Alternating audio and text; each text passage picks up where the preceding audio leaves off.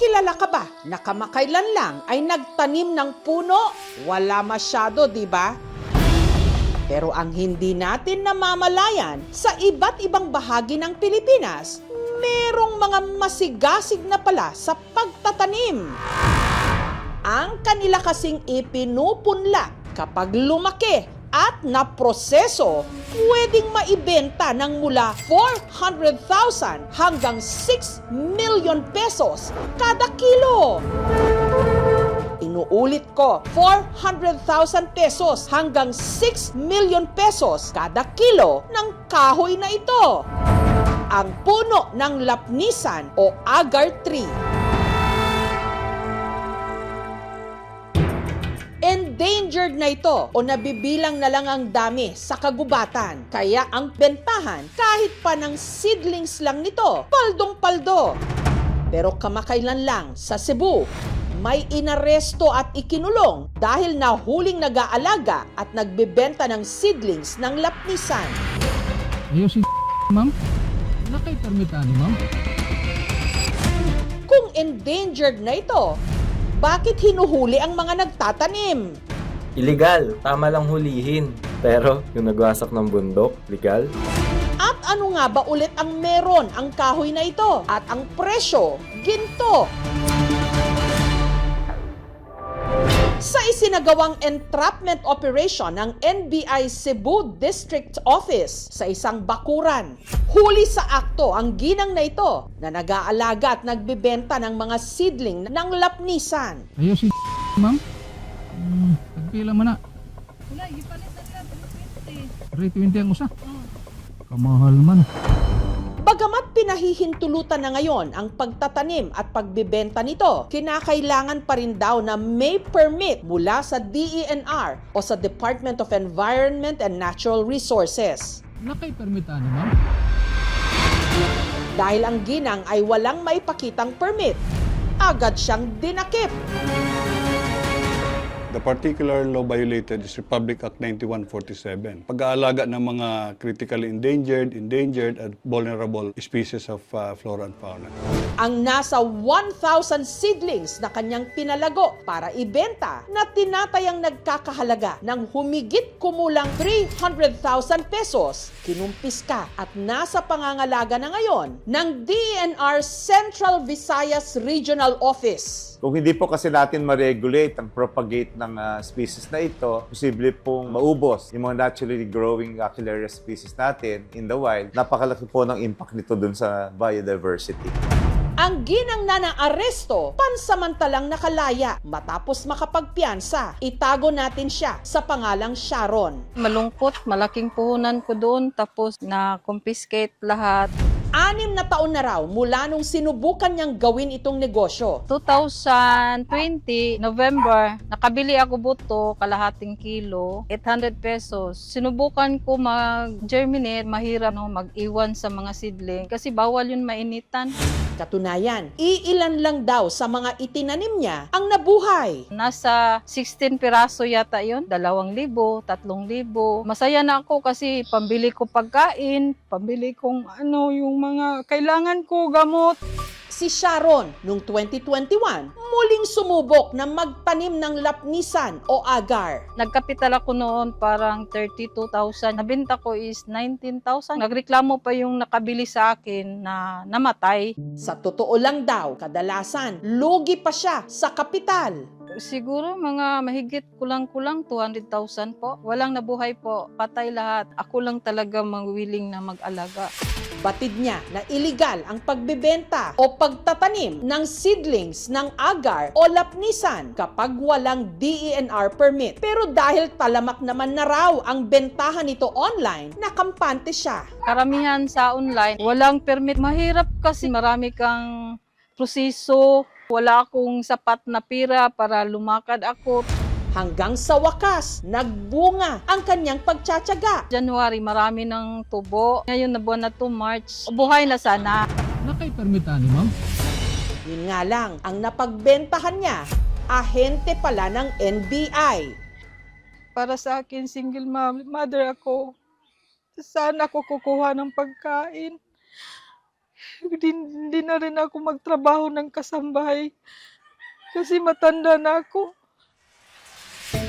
Kapag nag-mature ang mga lapnisan seedlings, umaabot ito ng 15 to 30 meters ang taas, paoblong ang dahon, dilaw at kahel na parang maliit na kalabasa ang bunga. Maputla hanggang light brown ang kulay ng trunk o katawan ng puno. Kapag nasugatan o natamaan ng fungi ang katawan ng puno, naglalabas ito ng itim at mabangong dagta o resin bilang pandepensa. Ang bahagi ng puno na may resin, kapag sinunog o prinoseso, maglalabas ng langis na napakamahalimuyak. Ito ang ginagamit sa paggawa ng mga mamahaling pabango.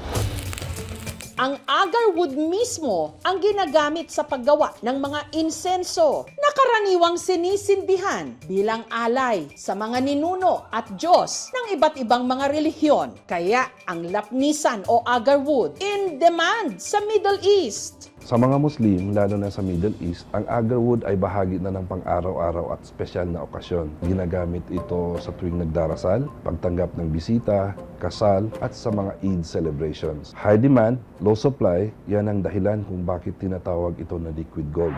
Si Doc M, dating cancer at trauma surgeon, nung nadistino raw siya sa Romblon taong 2012, nagka-ideya siya na magandang gawing negosyo ang nursery plantation para sa agarwood o lapnisan. 2016, na-encounter ko yung agarwood. Nung narinig ko yung presyo, ang reaction ko was, wow, mahirap naman paniwalaan yan. Pero nag-research kami.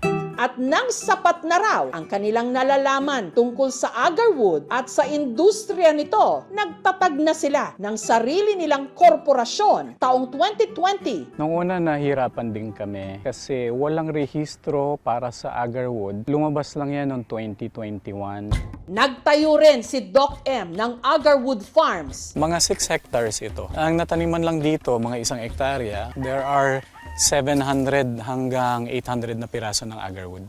Nung una, tutok lang daw sila sa pagbebenta ng seedlings. Kalaunan, nakapag-develop sila ng sarili nilang inoculation process para mas mapabilis ang paggawa ng puno ng resin.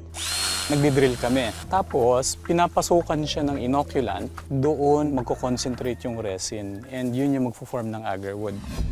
Taong 2024, nagsimula na rin daw silang mag-export ng agarwood. First legal export na buong Philippines. Ang minimum retail price ng Philippine agarwood sa Middle East is 400,000 pesos kada kilo. Pinakamababa yun. 3 dapat yung iikutan namin, yung Saudi Arabia, Qatar, tsaka yung UAE ulit. Kaya lang may gera ngayon, delikado, later time na lang.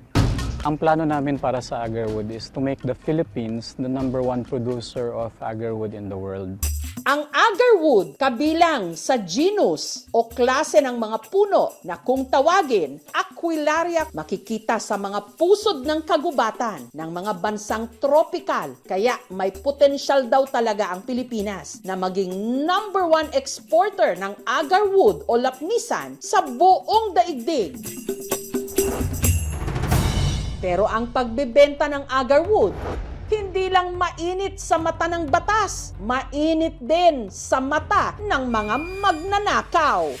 Katunayan, ang mag-4 na taon pa lang na lapnisan nursery ni June, makailang beses na raw tinarget ng mga kawatan. Grabe ng perwisyo ng magnanakaw. Mahigit 3,000 ang nakuha. Yearly po kaming nanakawan. Galit ma'am kasi yung 10,000 seedlings, binta ko na lang yun ng per 100 per seedling. 1 million na agad yung nanakaw sa akin. Nagparami po kami ng aso, tsaka paggabi po, nagro-roving po kami. Nagpalagay din kami ng CCTV po.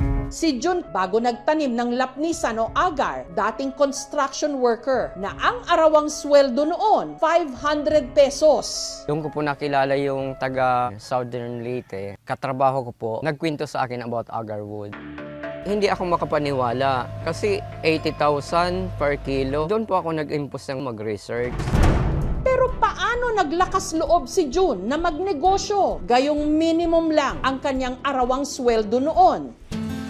Sa 7 taon daw kasi niyang pagiging leadman sa construction, nakapag-ipon siya ng 80,000 pesos na siyang ginamit niyang puhunan. Ipinambili ng seedling ng Aquilaria cumingiana, isang klase ng agar o lapnisan. Nang umuwi po ako ng Bicol, dala-dala ko na yon. Pinatanim ko doon sa kapatid ko. Kahit sinasabing masila ng agar, malakas ang loob ko, kaya ko itong patubuin. Iwalay yung seed sa shell, tapos ilalagay sa seedbed. Pag tumubo na ganitong height, ready for transplant na po ito sa seedling bag. Kung may isang client nag-order ng 1,000 seedlings times 150 is 150,000 agad. Pag marami po ang sales, umaabot po ng milyon. Mula sa pagkakaroon ng nursery sa bakuran ng kanyang kapatid, meron na siya ngayong 3 pang ibang farms.